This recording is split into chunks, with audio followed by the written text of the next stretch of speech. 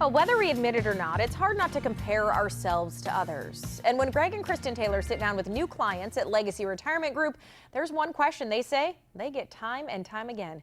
So today we're going to explore that question and how to help ease the stress and anxiety that comes with it. So, Greg and Kristen, what is the question you get every day? Is my money gonna last? Yep. That's it, Have I right? saved enough? Yeah. Yep. Do I have enough? And it's a question that I think anybody is going to ask for obvious reasons. I mean, this isn't a surprise, right? Right. So, and you know, another thing, comment that people will get, and I think it's mostly men that do this, comparing themselves. You know, you know, I don't know how this compares to others who've come in. You know, and they kind of ask that as a leading question for us to tell them how they compare, how they stand up to everyone else.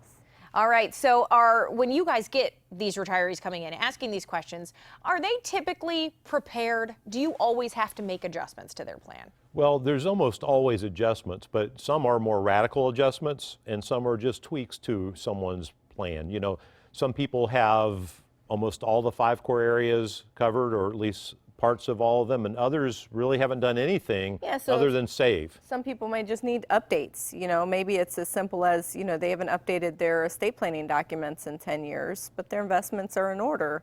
And so there's just some tweaks there that need done, risk levels or things of that nature. But like you said, there's some that just need an overhaul.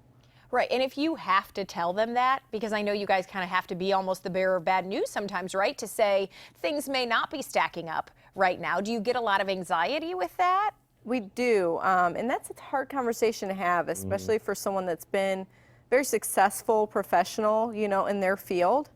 We spoke with a doctor about 2 years ago that just could not believe that he had been bamboozled the way he was with fees and risks that was in his portfolio. He really had to go home and research what we were telling him because he just could not believe it. Yeah. And is that a case of where a lot of people don't do research in finding the right person to put their portfolio together?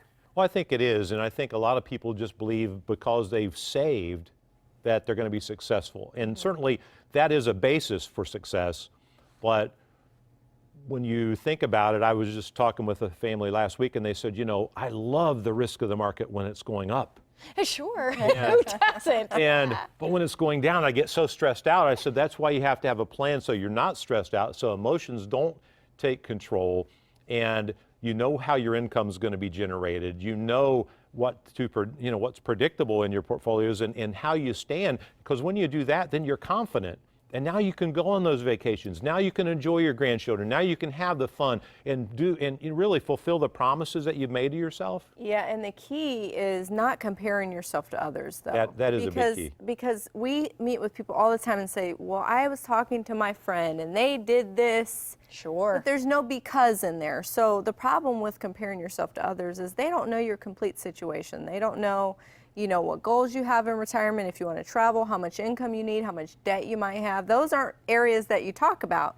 You may just talk about where your portfolios sit and who's the custodian and what kind of other tools you have in your retirement toolbox, so to speak, but you don't talk about the reason behind it with other people usually. Right. They might say a lump sum, this is how much I want to have. That doesn't mean anything for you. Right, exactly.